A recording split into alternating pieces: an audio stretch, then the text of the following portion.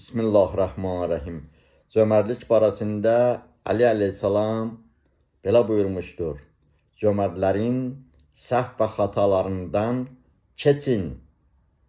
Çünki onlardan birinin ayağı sürüşən kimi Allahın mərhəmət əli onun əlində olur və onu həmin sürüşkənlikdən qaldırır.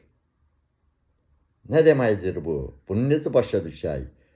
Bunun mənası odur ki, Allah onu həmin səhv və pisliklərdən qaytarmağa nail edir.